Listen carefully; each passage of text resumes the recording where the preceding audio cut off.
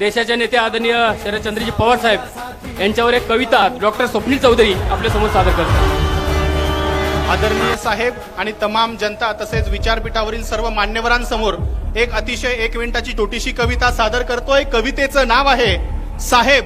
साहेब म्हणजे महाराष्ट्राचं चालतं बोलतं विद्यापीठ. वज्राहूनही कठीण भासतो जो फुलासम भावूक आहे. वज्राहूनही कठीण भासतो जो फुलासम भावूक आहे आणि महाराष्ट्राचा कानाकोपरा ज्याला तळ हाताप्रमाणे ठाऊक आहे. आभाळभर कर्तृत्व ज्याच्या पायी सदैव माती आणि आमच्यासाठी लढताना ज्यांची होते पोलादी छाती आणि गाव खेड्याच्या विकासासाठी ज्यांनी रचली एक एक वीट. साहेब म्हणजे महाराष्ट्राचं चालतं बोलतं विद्यापीठ.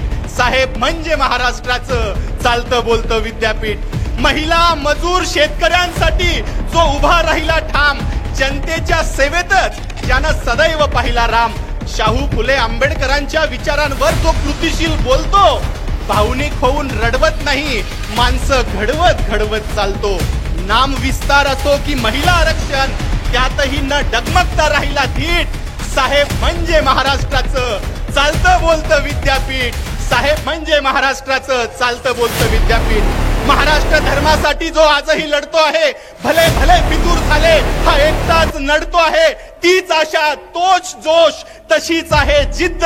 शिवरायांचा स्वाभिमान घेऊन लढण्यासाठी सिद्ध. परीस होऊन घडवतो आहे नवरक्ताची पिढी. संघर्षाच्या महासागरात हाकतोय प्रबोधनाची उडी. झुंजतोय आपल्यासाठी करण्या ही विस्कटलेली घडी नीट. साहेब म्हणजे महाराष्ट्राचं चालतं बोलतं विद्यापीठ. आणि शेवटचं कडवं की चहूबाजूंनी या आधारवडाला आज घरबेद्यांनीच घेरलंय आणि चांगुलपणाचा फायदा घेऊन काट्यांनी घेरलंय. पण यशवंताचा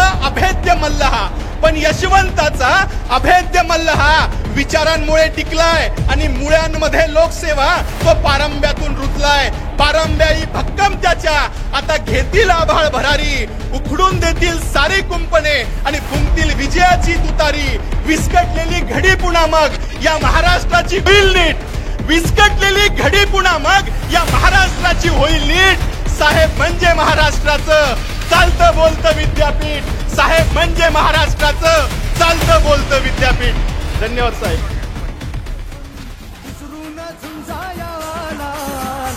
आवाज कोणाचा आवाज जनतेचा काही दिशातून घुमलाय राष्ट्रवादी पुन्हा.